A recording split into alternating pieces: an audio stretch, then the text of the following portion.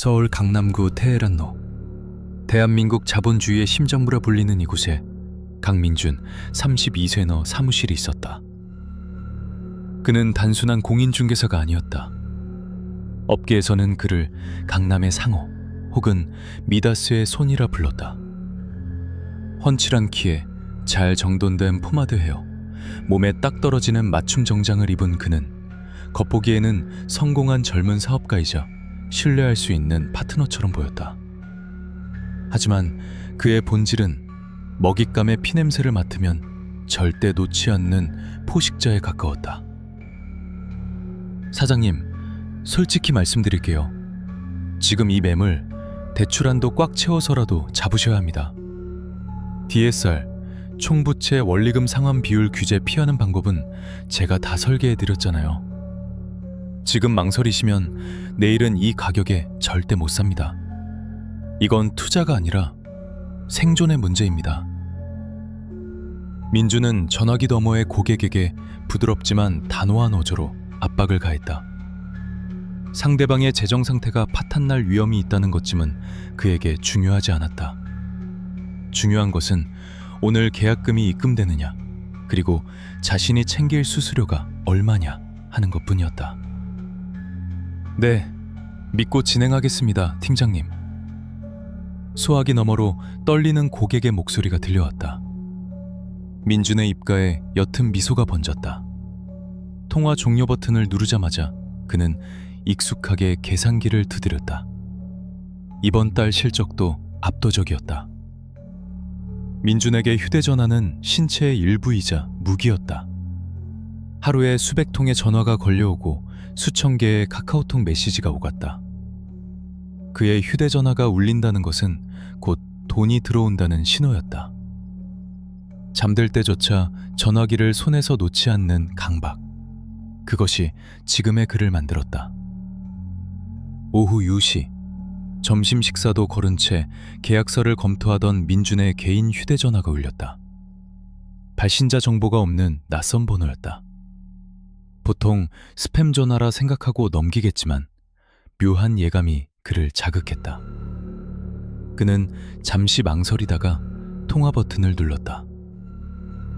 안녕하십니까, 강민준 팀장입니다. 수화기 너머로는 잠시 침묵이 흘렀다. 그 짧은 정적 속에서 미세한 잡음과 함께 차분하고 중후한 남성의 목소리가 들려왔다. 아, 강민준 팀장님 되십니까? 바쁘실 텐데 실례가 많습니다. 목소리의 주인공은 자신을 오 교수라고 소개했다.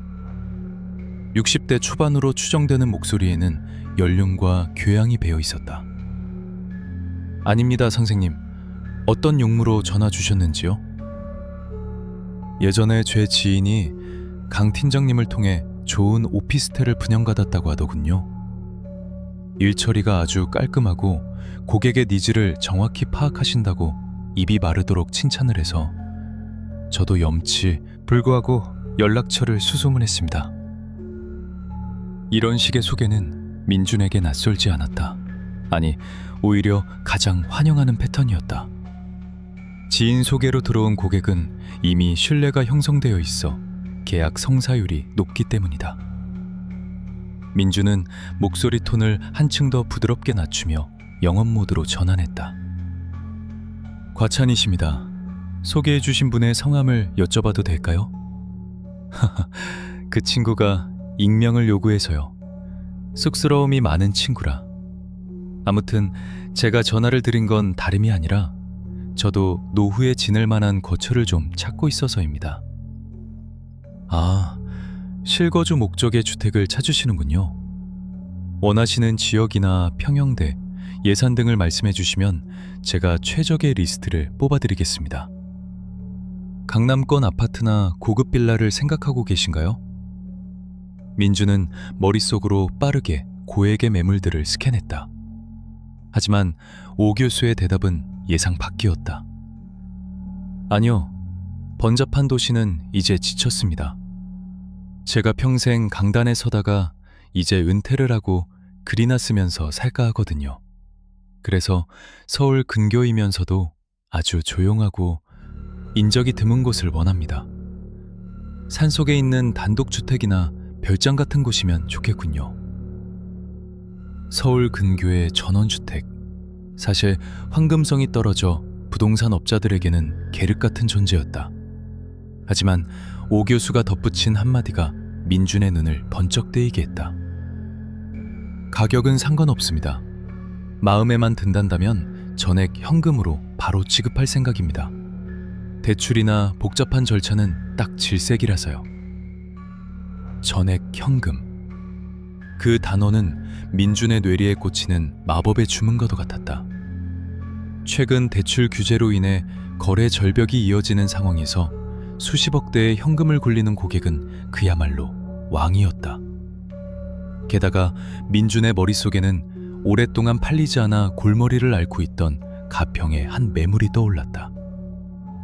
깊은 산속에 위치한 리모델링된 구옥 별장.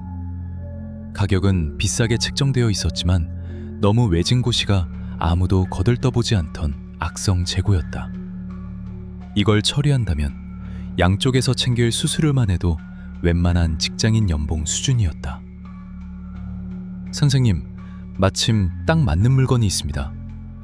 가평 설악면 깊은 곳에 위치한 프라이빗한 별장입니다. 뒤로는 산이 병풍처럼 둘러싸여 있고 앞으로는 계곡이 흐르는 배산임수의 명당이죠. 최근에 리모델링을 마쳐서 내부는 아주 모던합니다. 글을 쓰시기엔 최적의 장소일 겁니다. 가평이라. 듣기만 해도 마음이 편안해지는군요. 혹시 이번 주 목요일 오후에 시간 괜찮으십니까? 제가 직접 가서 보고 마음에 들면 바로 계약을 진행하고 싶습니다만. 물론입니다. 제가 목요일 오후 일정은 전부 비워두겠습니다. 선생님을 모시고 직접 안내해드리겠습니다. 감사합니다. 다만 제가 한 가지 부탁이 있습니다. 오 교수의 목소리가 살짝 낮아졌다. 네, 말씀하십시오. 제가 사람을 좀 가리는 편이라서요. 그리고 그 집의 기운을 좀 보고 싶습니다. 단순히 집만 휙 둘러보고 나오는 게 아니라 강 팀장님과 차도 한잔하면서 그 공간에 서너 시간 정도 머물러 보고 싶군요. 그래야 이 집이 나를 받아주는지 알 수 있을 테니까요. 괜찮으시겠습니까? 까다로운 노인네였다. 보통은 30분이면 끝날 임장을 반나절이나 잡아야 한다니. 하지만 전액 현금과 막대한 수수료를 생각하면 그 정도 비위는 얼마든지 맞춰줄 수 있었다. 민주는 속으로 쾌재를 부르며 대답했다. 탁월하신 생각입니다. 집은 인연이 닿아야 하는 법이니까요. 제가 목요일 오후 3시에 사무실로 모시러 가겠습니다. 아니면 댁으로 갈까요? 아니요. 제가 운전해서 갈 테니 가평 현장에서 뵙지요. 주소만 문자로 찍어주세요. 전화를 끄는 민주는 주먹을 불끈 쥐었다. 나이스. 호구 하나 제대로 걸렸다. 그는 휘파람을 불며 가평 별장의 등기부등본을 추격했다. 서류상에 하자는 없었다. 모든 것이 완벽해 보였다. 그는 자신이 낚싯대를 들이운 노련한 어부라고 생각했다. 깊은 산속, 그 고요한 별장이 자신을 위한 도살장이 되리라고는 상상조차 하지 못한 채 민주는 다가올 목요일을 손꼽아 기다렸다. 창밖으로 보이는 강남의 화려한 빌딩 숲이 마치 거대한 비석들처럼 차갑게 빛나고 있었다. 목요일 오후 2시 30분. 민주는 약속 시간보다 30분 일찍 가평의 약속 장소에 도착했다. 내비게이션조차 힘겹게 길을 안내할 정도로 깊은 산골이었다. 포장도로가 끝나고 비포장도로를 따라 한참을 더 올라가야 나타나는 그곳은 말 그대로 세상과 단절된 요새 같았다. 주변에는 인가라고는 찾아볼 수 없었다. 앙상한 겨울 나무들만이 빽빽하게 숲을 이루고 있었고 뼛속까지 시린 산바람이 불 때마다 나뭇가지들이 서로 부대끼며 기이한 울음소리를 냈다. 아, 춥다. 이런 깡촌에 처박혀서 무슨 글을 쓰겠다고. 민주는 코트 깃을 여미며 별장을 올려다봤다. 겉보기엔 꽤 그럴듯했다.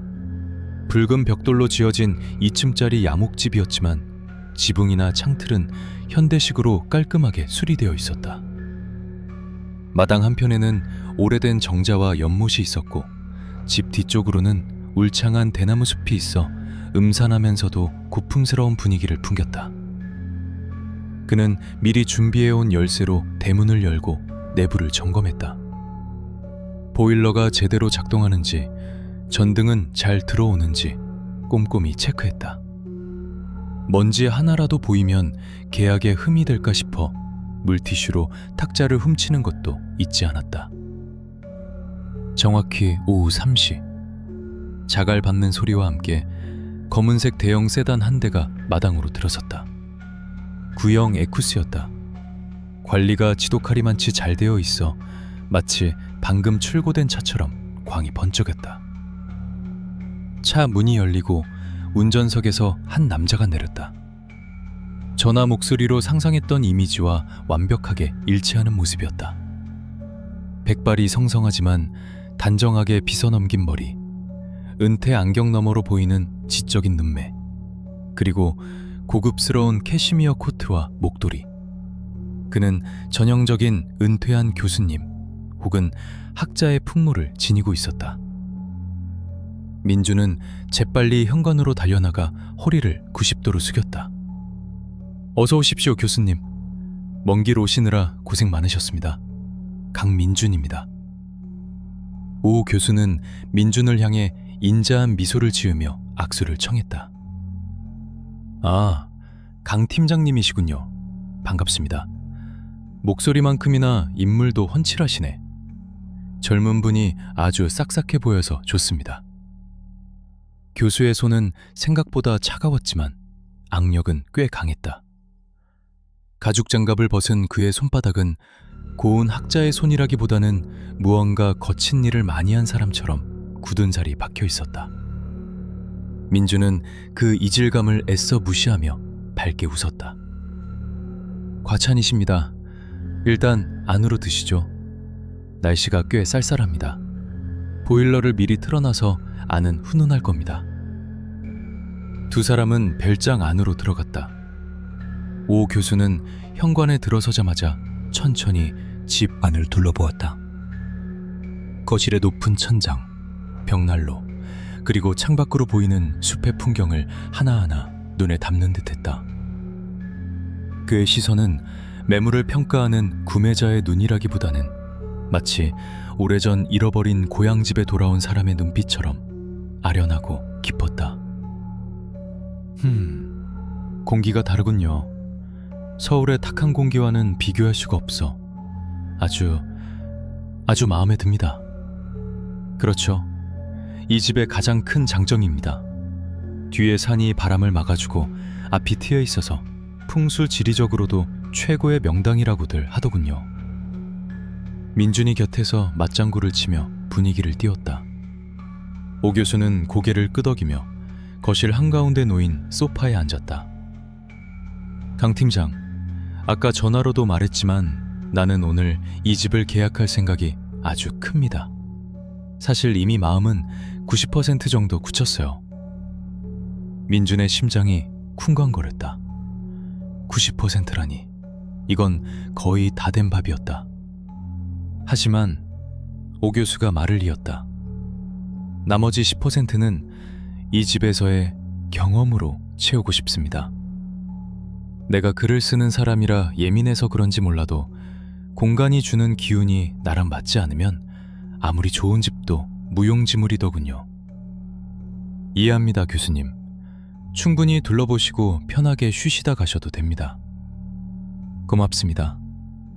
그래서 말인데 강 팀장에게 한 가지 제안을 하고 싶습니다. 오 교수는 품에서 두툼한 서류 봉투를 꺼내 테이블 위에 올려놓았다. 봉투 입구 사이로 현금 다발이 살짝 보였다. 민준의 눈이 커졌다. 이건 계약금입니다. 오늘 내 조건만 맞춰준다면 이 자리에서 바로 계약서에 도장을 찍고 잔금 날짜까지 확정해 주겠습니다. 조건이라뇨? 어떤... 오 교수는 은퇴 안경을 고쳤으며 부드럽게, 하지만 거부할 수 없는 단호함으로 말했다. 지금부터 딱 3시간, 오후 7시까지만 나와 함께 이 집에서 시간을 보내줬으면 합니다. 단순히 집을 구경하는 게 아니라 나와 차도 마시고 담소도 나누면서 말이죠.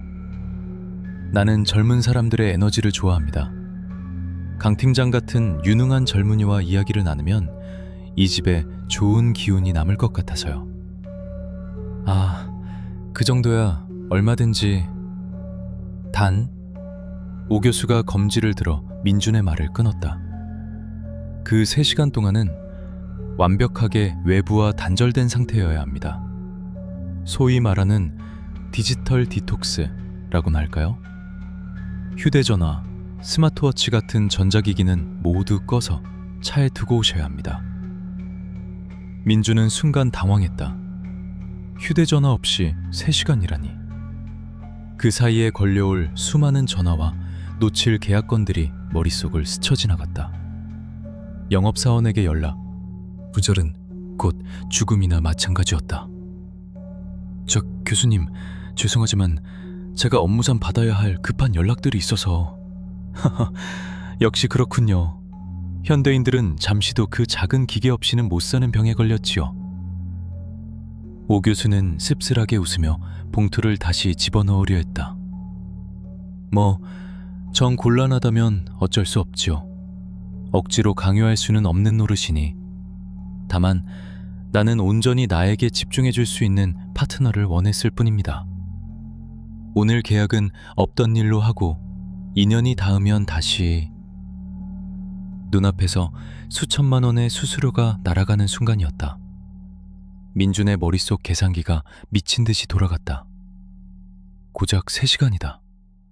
3시간 동안 전화 안 받는다고 회사가 망하진 않는다.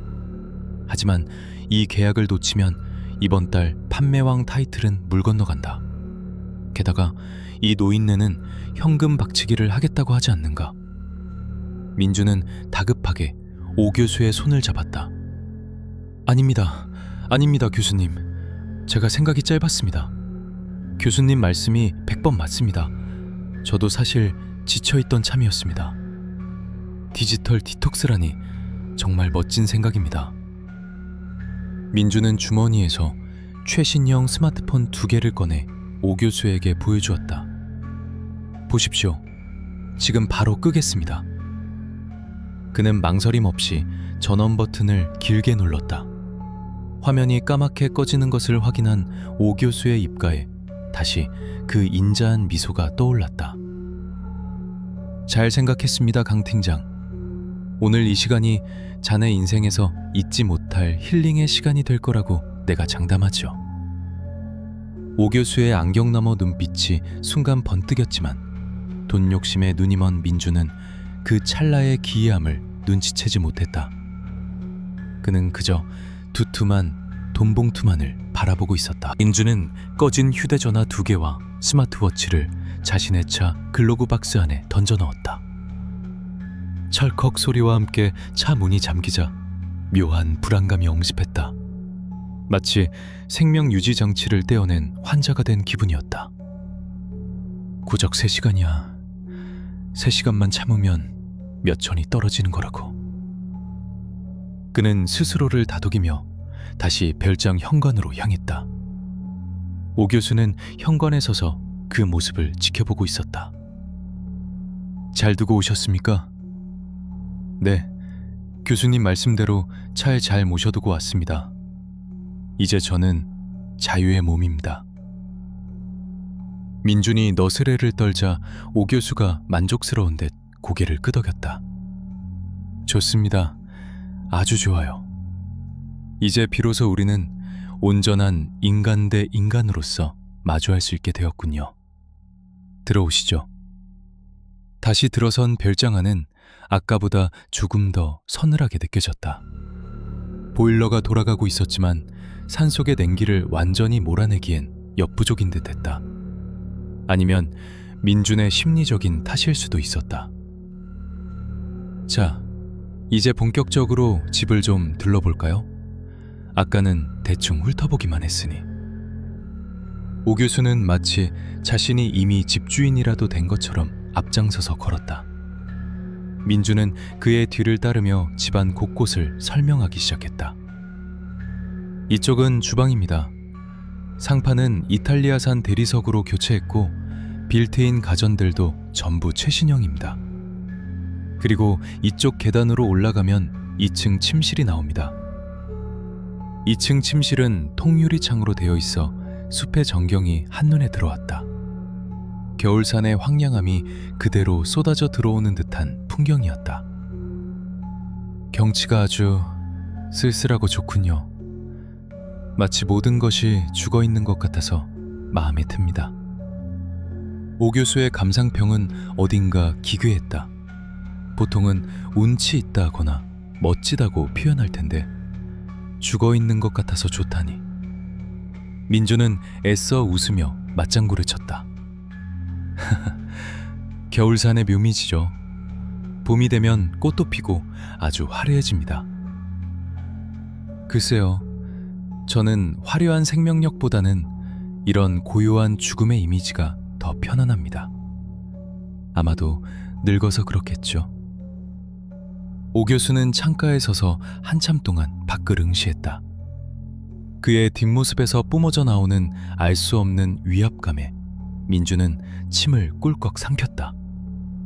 이 노인, 단순히 돈 많은 은퇴 교수가 아닌 것 같다는 생각이 스멀스멀 피어올랐다. 하지만 이미 주사위는 던져졌다. 자, 위층은 다 봤으니 이제 아래로 내려가 볼까요? 지하실이 있다고 들었는데. 오 교수가 몸을 돌리며 말했다. 아, 네. 지하실이 꽤 넓습니다. 예전 주인분이 와인 저장고나 창고로 쓰시려고 만들었는데 리모델링하면서 다목적실로 꾸며놨습니다. 두 사람은 다시 1층으로 내려와 주방 옆에 있는 좁은 문을 열었다. 지하실로 내려가는 계단에서는 퀴퀴한 곰팡이 냄새와 함께 습한 냉기가 올라왔다. 조심해서 내려오십시오. 계단이 좀 가파릅니다. 민준이 먼저 내려가 불을 켰다. 형광등이 깜빡거리며 지하실을 밝혔다. 생각보다 층고가 높고 넓은 공간이었다. 한쪽 벽면에는 잡동사니들이 쌓여 있었고 반대쪽에는 이 집의 가장 독특한 구조물인 재래식 구들장이 설치되어 있었다. 현대식 별장에 어울리지 않는 아주 오래되고 거대한 아궁이와 구들장이었다. 리모델링 업자가 철거하려 했으나 전 주인이 남겨달라고 해서 보존된 것이었다. 호, 이건 정말 물건이군요. 오 교수의 눈빛이 달라졌다. 그는 홀린 듯이 구들장 쪽으로 다가갔다. 이런 현대식 건물 지하에 이렇게 완벽한 전통구들이 있다니 아주 흥미로워요. 네, 전 주인분이 황토 찜질방처럼 쓰고 싶어 하셔서 남겨둔 걸로 알고 있습니다. 실제로 불을 떼면 바닥이 아주 뜨끈뜨끈하다고 하더군요. 오 교수는 아궁이 앞을 서성거리더니 그 옆에 있는 작은 철문을 가리켰다. 저건 뭡니까? 아, 저건 구들장 밑으로 연결된 점검구입니다. 연기가 잘 빠지는지 확인하거나 재를 치울 때 쓰는 곳이죠. 성인 남성 한 명이 겨우 기어서 들어갈 수 있을 만한 크기의 작은 철문이었다. 오 교수는 그 앞에 쭈그리고 앉아 철문을 삐걱거리며 열었다. 안쪽은 칠흑 같은 어둠이었다. 강 팀장.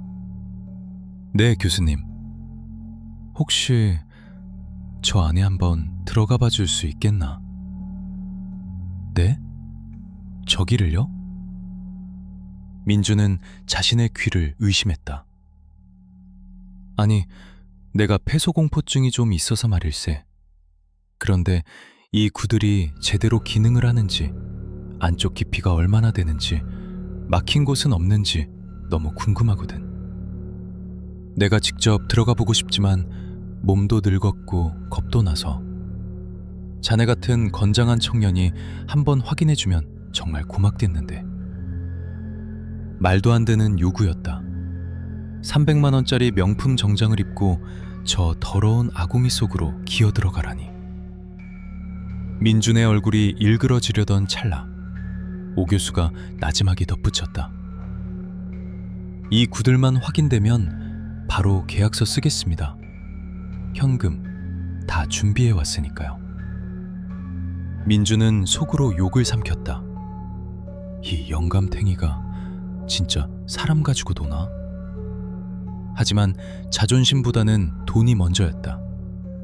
정장이야 드라이 클리닝 맡기면 그만이고, 이깟 굴욕은 계약금 입금 문자를 보는 순간 눈 녹듯 사라질 것이다. 교수님이 원하신다면야 그 정도가 대수겠습니까? 제가 들어가서 확실하게 체크해 드리겠습니다.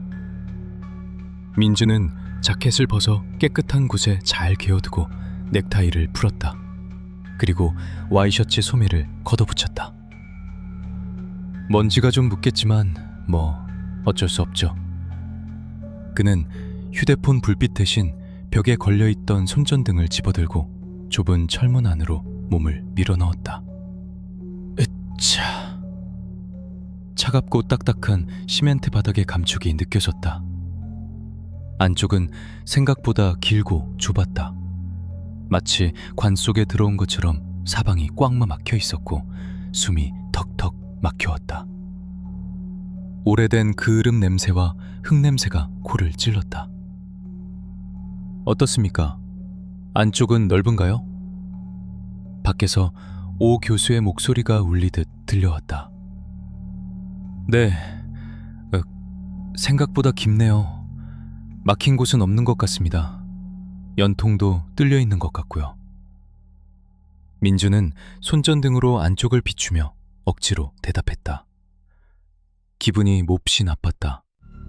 어둠 속에서 누군가 자신을 내려다보고 있는 듯한 섬뜩한 기분이 들었다. 그는 서둘러 몸을 뒤로 빼려고 했다. 이제 나가겠습니다. 더 볼 것도 없네요. 그가 막 뒷걸음질 치려던 순간 철문 밖에서 쾅 하는 소리가 들렸다. 교수님? 민준이 놀라 소리쳤다. 하지만 대답은 없었다. 교수님, 무슨 소리입니까? 잠시 후 철문 너머에서 오 교수의 목소리가 들려왔다. 아, 미안합니다. 문이 바람에 닫혔나 보군요. 잠깐만요. 이게 좀 뻑뻑해서. 철컥 철컥 문 손잡이를 돌리는 소리가 났지만 문은 열리지 않았다. 교수님, 문 좀 열어주세요.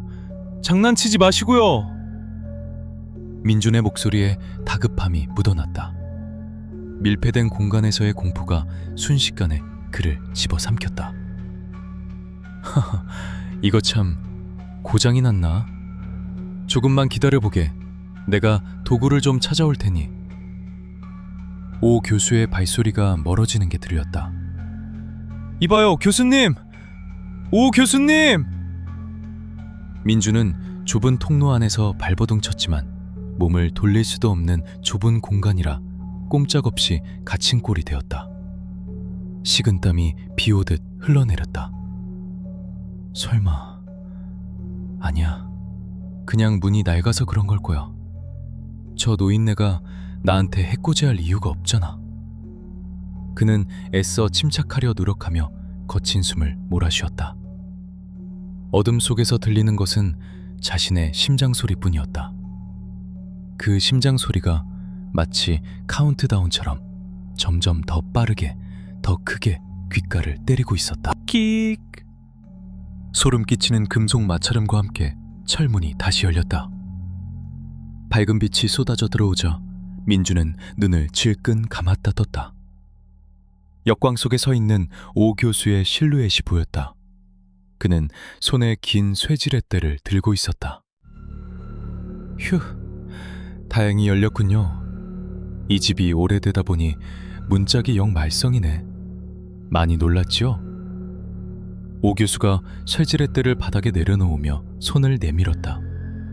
민주는 그 손을 잡지 않고 스스로 몸을 비틀어 기어 나왔다. 온몸이 먼지와 그을음으로 엉망이었다. 흰 와이셔츠는 회색으로 변해 있었고 얼굴에도 검댕이 묻어 있었다. 아, 예, 좀 당황했습니다. 문이 갑자기 닫히는 바람에. 민주는 옷을 털며 불쾌한 기색을 감추지 못했다. 하지만 오 교수는 태연하게 주머니에서 손수건을 꺼내 민준에게 건넸다. 미안합니다. 내가 미리 체크했어야 했는데 얼굴 좀 닦으시죠? 됐습니다. 화장실 가서 씻으면 됩니다. 민주는 퉁명스럽게 대답하고는 1층 화장실로 직행했다. 거울 속에 비친 자신의 몰골은 처참했다. 미친 영감탱이. 계약만 아니었으면 당장 엎어버리는 건데. 그는 찬물로 세수하며 분노를 식혔다. 하지만 찜찜한 기분은 가시지 않았다. 아까 문이 닫혔을 때 느꼈던 그 공포, 그리고 문을 열어줄 때 오 교수의 손에 들려있던 쇠지렛대. 그건 어디서 난 걸까? 지하실 구석에 원래 있던 건가? 아니면 그가 미리 준비해둔 건가? 의심은 꼬리에 꼬리를 물었지만 민주는 고개를 저어 잡념을 떨쳐냈다. 이제 곧 끝이다. 계약서만 쓰면 된다. 그가 씻고 나오자 거실 테이블에는 김이 모락모락 나는 따뜻한 차와 다과가 준비되어 있었다. 오 교수는 언제 그랬냐는 듯 다시 온화한 표정으로 소파에 앉아 있었다. 오래 기다리셨죠? 놀란 가슴도 진정시킬 겸 따뜻한 차 한 잔 드시죠. 제가 직접 블렌딩한 허브티입니다. 심신 안정에 아주 좋습니다. 은은한 향기가 코끝을 자극했다. 라벤더 향 같기도 하고 캐모마일 향 같기도 했다. 민주는 경계심을 살짝 풀고 소파에 앉았다. 긴장이 풀리자 갈증이 밀려왔다. 감사합니다. 그는 찻잔을 들어 한 모금 마셨다. 달콤하면서도 쌉싸름한 맛이 입안을 감돌았다. 목을 타고 넘어가는 따뜻한 기운에 몸이 나른해지는 것 같았다. 맛이 어떻습니까? 향이 아주 독특하고 좋네요. 직접 만드셨다니 솜씨가 대단하십니다. 은퇴하고 소일거리로 이것저것 배우다 보니 차도 배우고 약초 공부도 좀 했지요. 오 교수는 자신의 잔을 들어 천천히 향을 음미했다. 그러더니 뜬금없는 질문을 던졌다. 강 팀장, 자네는 이 일을 하면서 보람을 느끼나? 네? 물론이죠. 고객님들이 원하시는 집을 찾아드리고 그분들이 행복해하는 모습을 보면 보람찹니다. 민주는 준비된 모범 답안을 읊었다. 하지만 오 교수는 꿰뚫으러 보는 듯한 눈빛으로 그를 응시했다. 정말 그런가? 내가 듣기론 강 팀장은 업계에서 해결사로 통한다고 하더군요. 불가능한 대출도 뚫어주고 안 팔리는 매물도 귀신같이 팔아치운다고. 그 과정에서 고객의 상환 능력이나 미래 같은 건 고려 대상이 아니라고 들었는데. 민준의 미간이 살짝 찌푸려졌다. 교수님, 그건 오해입니다. 저는 고객님들에게 최적의 솔루션을 제공할 뿐입니다. 선택은 어디까지나 고객님들의 몫이죠. 투자는 본인의 책임 아니겠습니까? 선택이라. 그렇지. 선택은 본인의 몫이지. 하지만 그 선택을 할 수밖에 없게끔 상황을 몰아가고 달콤한 말로 현혹하는 건 사기꾼과 다를 바 없지 않은가. 오 교수의 목소리가 점차 차가워졌다. 분위기가 묘하게 흘러가고 있었다. 민주는 불쾌감을 느끼며 찻잔을 내려놓았다. 말씀이 좀 지나치시네요. 저는 정당하게 일하고 수수료를 받는 공인중개사입니다. 사기꾼이라뇨. 농담입니다, 농담. 너무 정색하지 마십시오. 그냥 늙은이의 노파심이라고 생각해 주세요. 오 교수는 다시 웃으며 분위기를 전환하려 했지만 민주는 이미 기분이 상해 있었다. 게다가 몸이 이상했다. 졸음이 쏟아지기 시작했다. 단순히 피곤해서가 아니었다.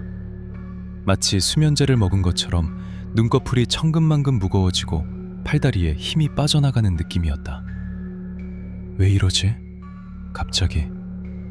민주는 머리를 흔들며 정신을 차리려 애썼다. 하지만 시야가 점점 흐릿해졌다. 눈앞에 있는 오 교수의 얼굴이 2개, 3개로 겹쳐 보였다. 교수님, 차에 뭘 넣으신 겁니까? 민준이 혀꼬인 소리로 물었다. 오 교수는 대답 대신 찻잔을 내려놓고 자리에서 일어났다. 그는 비틀거리는 민준에게 천천히 다가왔다. 그의 얼굴에서 인자한 미소는 온데간데 없고 싸늘하고 건조한 무표정만이 남아있었다. 좀 졸리지? 그럴 거야. 아주 강력한 놈을 썼거든. 저기 있는 소파에 좀 눕게. 자네 지금 아주 피곤해 보여. 당신 누구야? 민주는 일어나려 했지만 다리가 말을 듣지 않아 그대로 바닥에 꼬꾸라졌다. 의식이 몽롱해지는 와중에도 그는 필사적으로 테이블을 붙잡으려 했다. 누구긴 자네 고객이지. 아주 오래된 그리고 아주 화가 많이 난 고객의 대리인이라고 해두지.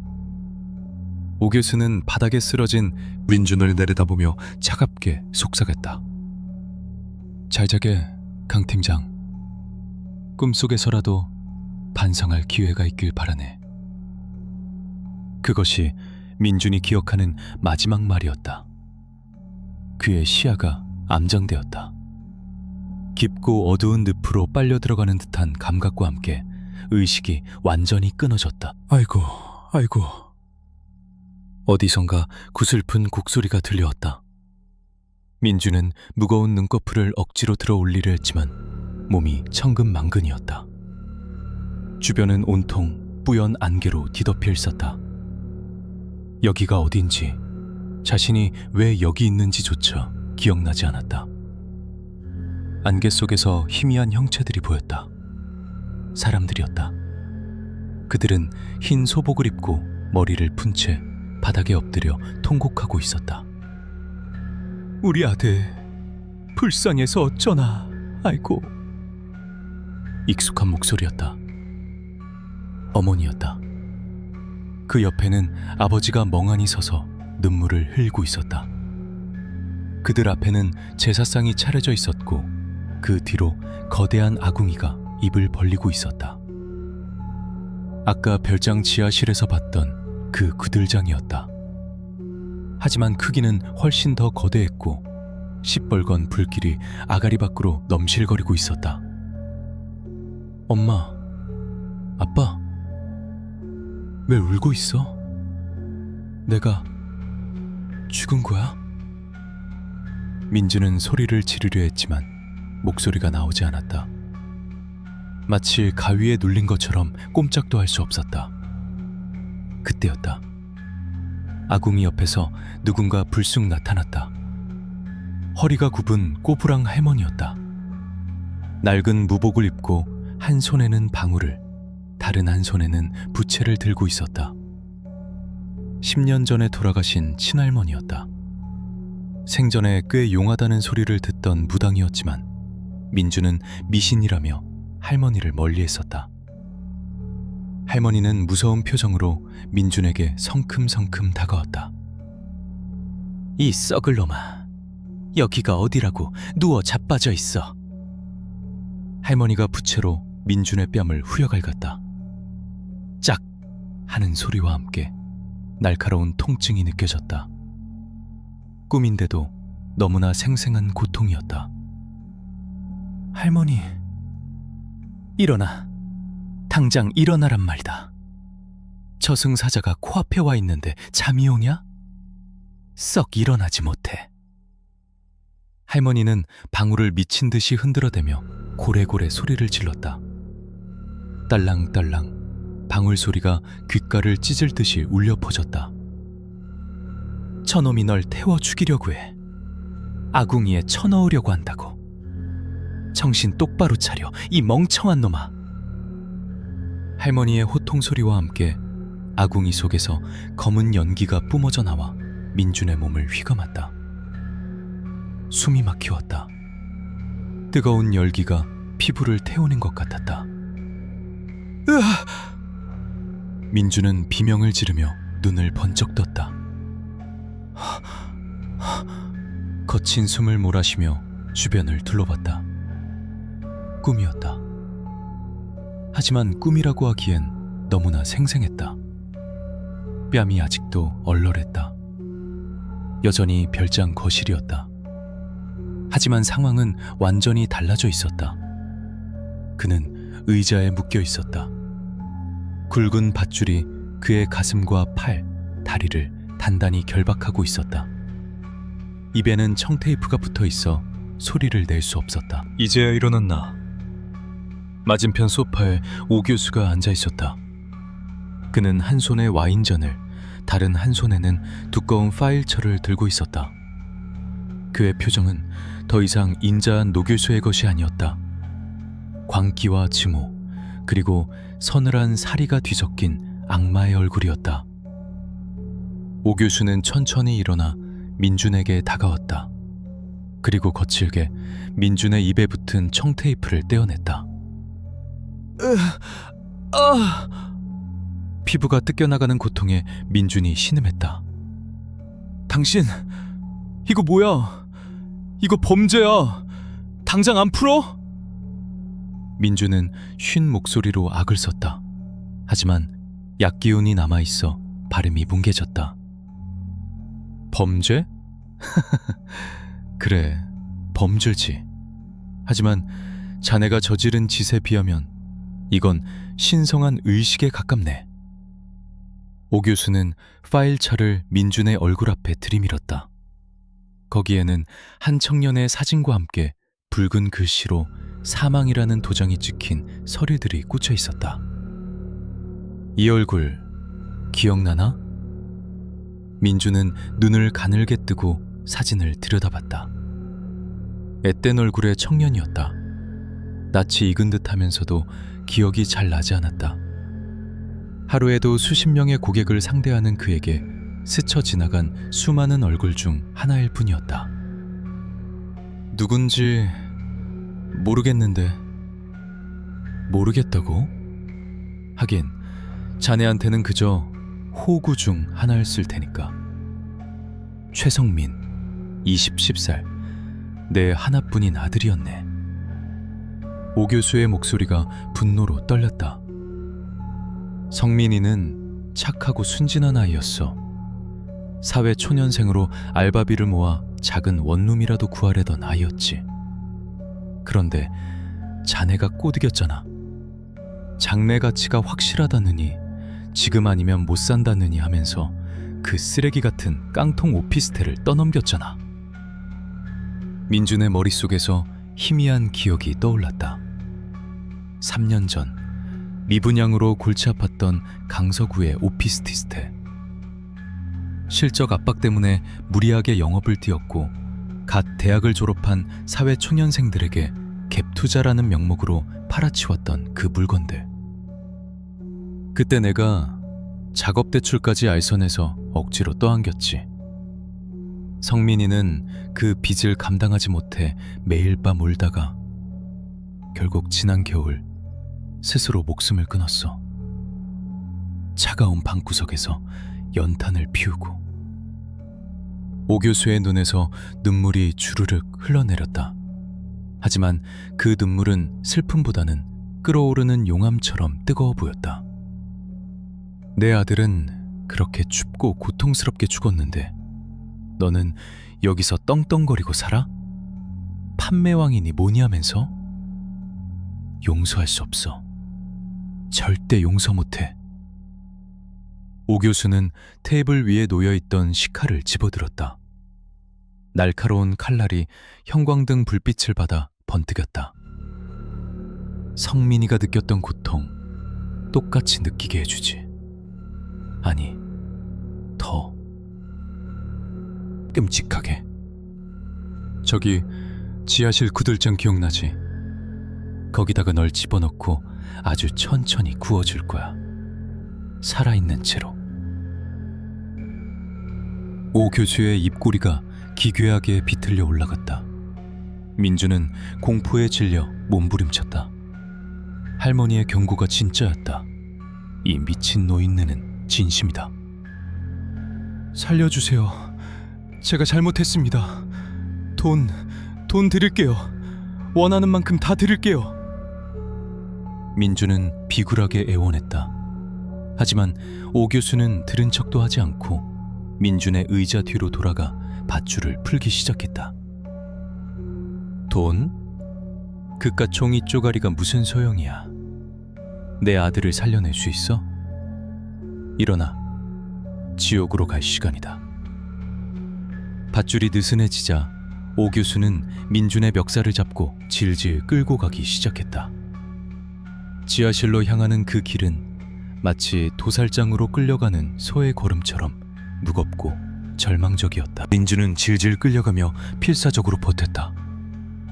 약에 취해 다리에 힘이 들어가지 않았지만 살아야 한다는 본능이 온몸의 세포를 깨우고 있었다. 이거 놔! 놓으라고! 사람 살려!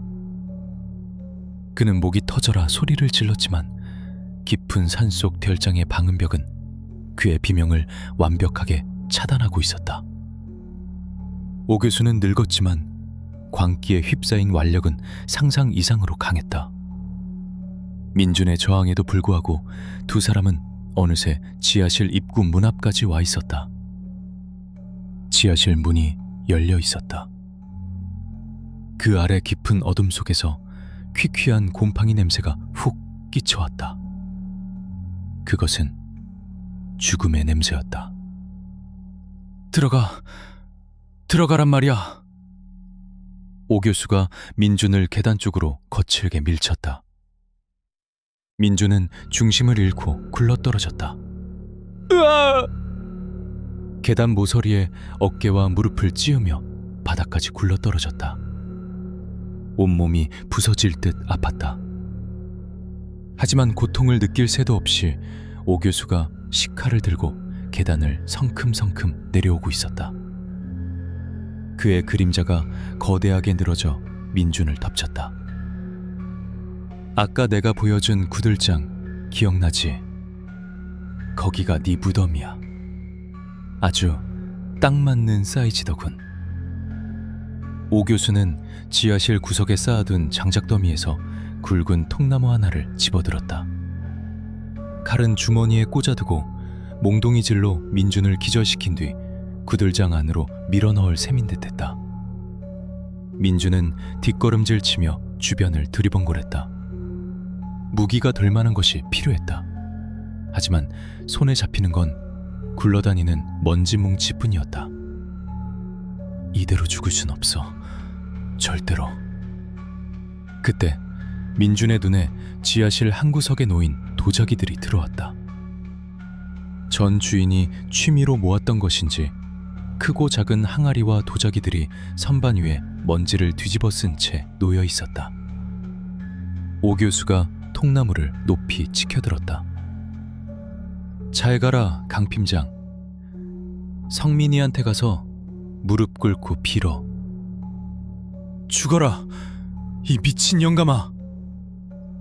민주는 있는 힘을 다해 몸을 날렸다. 오 교수를 향해 돌진한 것이 아니라 옆에 있던 선반을 향해서였다. 그가 선반을 들이받자 위에 있던 도자기들이 와르르 쏟아져 내렸다. 와장창. 요란한 파열음과 함께 도자기 파편들이 사방으로 튀었다. 오 교수는 갑작스러운 소란에 주춤하며 팔로 얼굴을 가렸다. 그 틈을 놓치지 않고 민주는 바닥에 뒹구는 묵직한 도자기 파편 하나를 집어들었다. 손바닥만한 크기의 날카로운 단면을 가진 파편이었다. 으아! 민주는 괴성을 지르며 오 교수에게 달려들었다. 이판사판이었다. 오 교수가 통나무를 휘두르려 했지만 민준이 더 빨랐다. 그는 오 교수의 명치 쪽을 향해 도자기 파편을 찔러 넣으려 했다.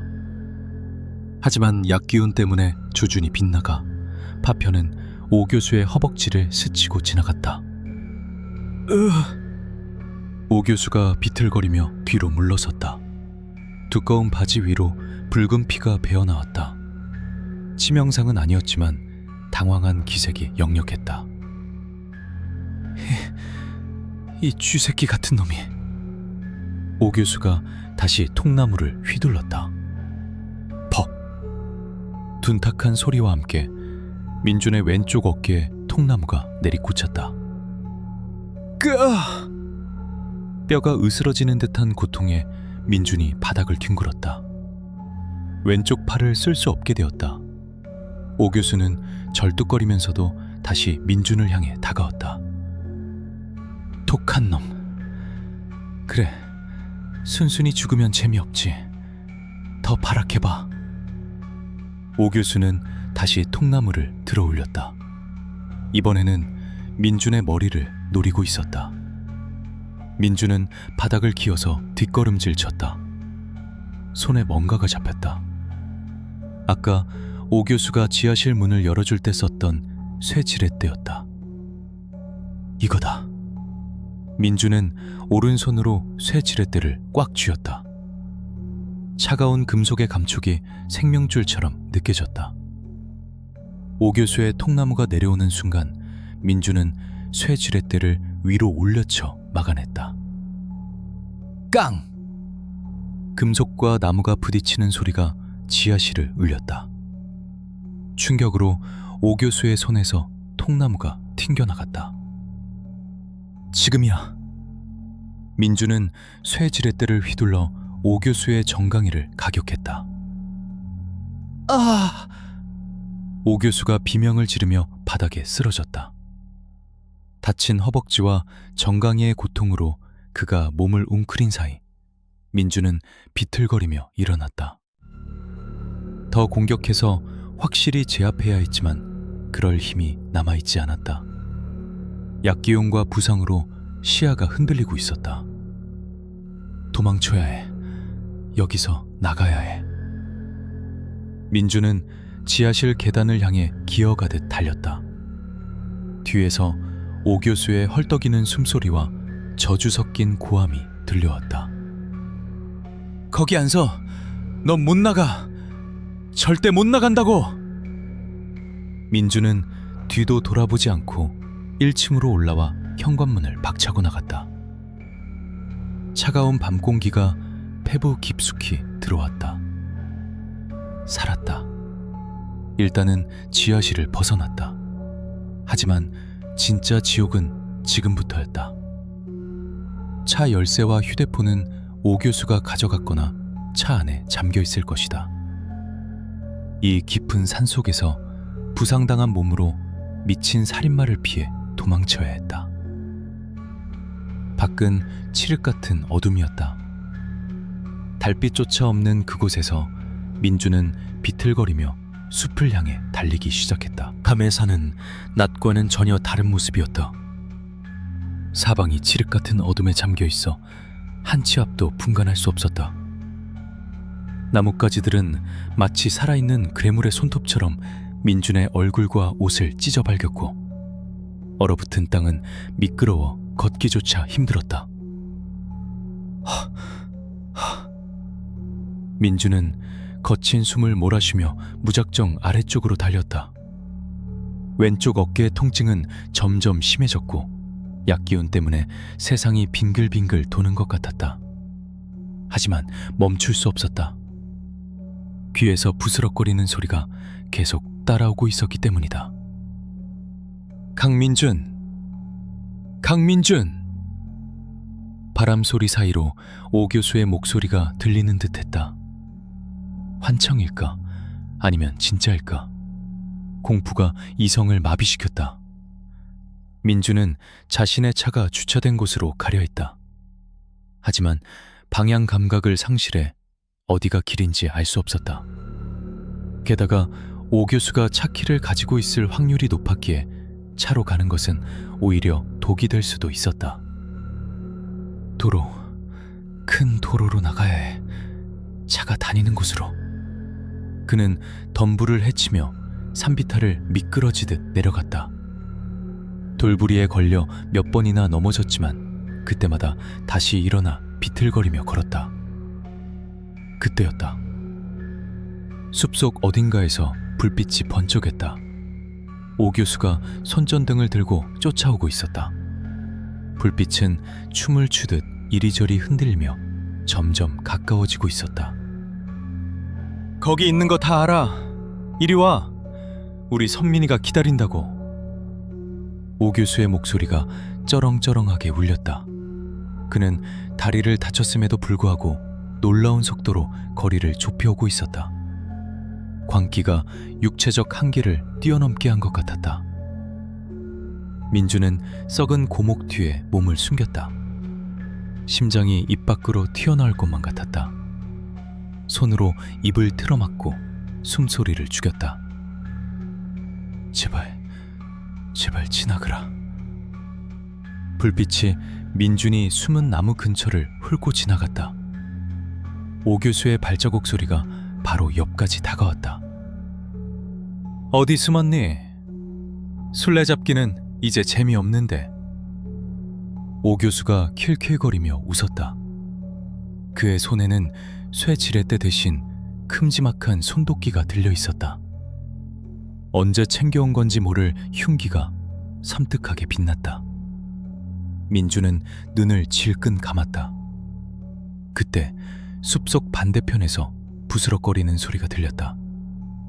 고란이나 멧돼지 같은 산짐승이 움직이는 소리였다. 오 교수가 고개를 획 돌렸다. 저기냐? 그는 짐승 소리가 난 쪽으로 성큼성큼 걸어갔다. 민주는 그 틈을 타 반대 방향으로 기어갔다. 젖먹던 힘까지 짜내어 소리 없이 하지만 빠르게 이동했다. 얼마 기어갔을까? 숲이 끝나고 포장도로가 나타났다. 민주는 환호성을 지를 뻔했다. 드디어 문명 세계로 돌아온 것이다. 그는 도로 한가운데로 뛰어들었다. 하지만 도로는 텅 비어 있었다. 가로등 하나 없는 캄캄한 시골길이었다. 지나가는 차는 한 대도 없었다. 살려주세요. 아무나 없어요? 민주는 목청껏 소리 질렀지만 돌아오는 건 메아리뿐이었다. 멀리서 오 교수의 불빛이 다시 이쪽을 향해 방향을 트는 것이 보였다. 그는 도로를 따라 무작정 뛰기 시작했다. 그때 저 멀리서 헤드라이트 불빛 2개가 보였다. 차였다. 트럭 한 대가 굉음을 내며 달려오고 있었다. 민주는 도로 한복판에서 발을 미친 듯이 흔들었다. 살려주세요. 멈춰요. 제발.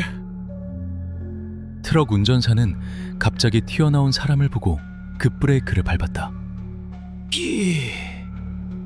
타이어 탓하는 냄새와 함께 트럭이 민준의 코앞에서 멈춰섰다. 운전석 창문이 열리고 험상궂게 생긴 중년 남자가 고개를 내밀었다. 아이씨, 죽고 싶어 환장했냐? 밤길에 미쳤어? 욕설이 쏟아졌지만 민준에게는 천사의 목소리처럼 들렸다. 그는 조수석 문을 두드리며 애원했다. 아저씨, 살려주세요. 저 뒤에 미친 사람이 쫓아와요. 칼을 들고 죽이려고 한다고요. 민준의 몰골은 말이 아니었다. 찢어진 옷, 피범벅이 된 얼굴, 덜덜 떨리는 손. 운전사는 민준의 상태가 심상치 않음을 직감했다. 뭐야 당신? 강도 만났어? 네, 빨리요. 제발 문 좀 열어주세요. 그때 숲속에서 오 교수가 도로 위로 뛰어 올라왔다. 손도끼를 댕치었다. 운전사는 그 모습을 보고 기겁을 했다. 뭐야 저거? 운전사는 잽싸게 조수석 잠금 장치를 풀었다. 타! 빨리 타! 민주는 굴러 들어가듯 트럭에 올라탔다. 빨리 가주세요! 빨리!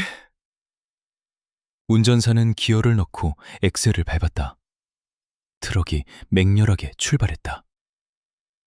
오 교수가 트럭 뒤를 쫓아오며 도끼를 집어 던졌지만 도끼는 트럭 적재함에 쾅 하고 부딪혀 튕겨나갔다. 강민준, 너 이 새끼! 오 교수의 절규가 멀어지는 트럭 꽁무니 뒤로 흩어졌다. 백미러 속에서 오 교수는 도로 위에 주저앉아 땅을 치며 울부짖고 있었다. 민주는 의자 깊숙이 몸을 파묻고 안도의 한숨을 내쉬었다. 살았다. 살았어. 긴장이 풀리자 온몸의 통증이 쓰나미처럼 밀려왔다. 그는 흐릿해지는 의식 속에서 운전사에게 더듬거리며 말했다. 경찰서로 가주세요. 그리고 그는 기절하듯 잠이 들었다. 악몽 같았던 밤이 끝나가고 있었다. 민준이 눈을 뜬 곳은 병원 응급실이었다. 온몸에 붕대를 감고 링거를 맞고 있었다. 경찰 조사가 곧바로 시작되었다. 그는 오 교수가 자신을 납치하고 살해하려 했다고 진술했다. 그가 약을 먹였고 지하실에 감금했으며 도끼를 들고 쫓아왔다고 모든 것을 털어놓았다. 경찰은 즉시 가평별장으로 출동했다. 하지만 현장은 깨끗했다. 지하실에 깨진 도자기 파편들은 말끔히 치워져 있었고 구들장 아구미는 차가운 재만 남아있었다. 오 교수가 사용했던 밧줄, 청테이프, 약을 탔던 찻잔 등 범행을 입증할 만한 결정적인 증거들은 모두 사라진 상태였다. 오 교수는 경찰 조사에서 너무나 태연하게 진술했다. 강 팀장이요? 네, 계약 때문에 만났죠. 그런데 그 친구가 갑자기 발작을 일으키더군요. 혼자 소리를 지르며 지하실로 뛰어내려가더니 물건을 부수고 난동을 피웠습니다. 저는 말리려고 했을 뿐인데 절 밀치고 숲으로 도망쳤어요. 약이요? 무슨 말씀입니까? 우리는 그냥 녹차만 마셨습니다. 아마 그 친구가 평소에 약물을 하거나 정신적으로 문제가 있었던 거 아닙니까? 경찰은 민준의 혈액 검사를 의뢰했지만 검출된 성분은 일반적인 심연 유도제 성분뿐이었다. 오 교수는 자신이 불면증 때문에 처방받은 약을 실수로 차에 섞었을 수도 있다며 고의성을 극구 부인했다. 납치나 감금의 흔적도 없었고 민준의 몸에 난 상처들은 도망치다가 생긴 것으로 보인다는 소견이 나왔다. 결국 사건은 증거 불충분으로 종결되었다. 오 교수는 유유히 풀려났고 민준은 정신 이상자로 몰려 업계에서의 평판이 바닥으로 떨어졌다. 고객 앞에서 마약하고 난동 피운 미친 중개사라는 꼬리표가 붙은 글을 받아주는 곳은 아무도 없었다. 민준은 강남을 떠나 작은 원룸으로 이사했다. 매일 밤 악몽에 시달리며 술로 하루하루를 버텼다. 그러던 어느 날 현관문 앞에 택배 상자 하나가 놓여 있었다. 보낸 사람 이름은 없었다. 상자를 열어본 민주는 비명을 지르며 주저앉았다. 그 안에는 제사상에 올리는 하얀 국화꽃 한 송이와 깨진 도자기 조각들을 이어붙여 만든 투박한 밥그릇 하나가 들어있었다. 그리고 쪽지가 한 장 있었다. 결혼하게, 그리고 꼭 아이를 낳게. 예쁜 가정을 꾸리고 세상에서 가장 행복한 아빠가 되게나. 나는 그때까지 기다릴 거야. 내 아들이 느꼈던 고통, 그리고 내가 느꼈던 상실감을 자네가 똑같이 느낄 때까지. 자네 아이가 자라서 성민이 나이가 들 때 내가 다시 찾아가겠네. 그때까지 건강하게 아주 오래오래 살아야 해. 오 교수의 피지였다. 그는 민준을 지금 당장 죽이지 않겠다고 했다. 대신 민준이 가장 행복한 순간에 모든 것을 뺏어가겠다는 저주를 남긴 것이다. 민준은 그날 이후로 완전히 무너져 내렸다. 그는 10년이 지난 지금까지도 결혼을 하지 않았다. 아니, 못했다. 사랑하는 여자가 생겨도 아이를 낳는다는 상상만 하면 오 교수의 섬뜩한 미소가 떠올라 도망치듯 이별을 구했다.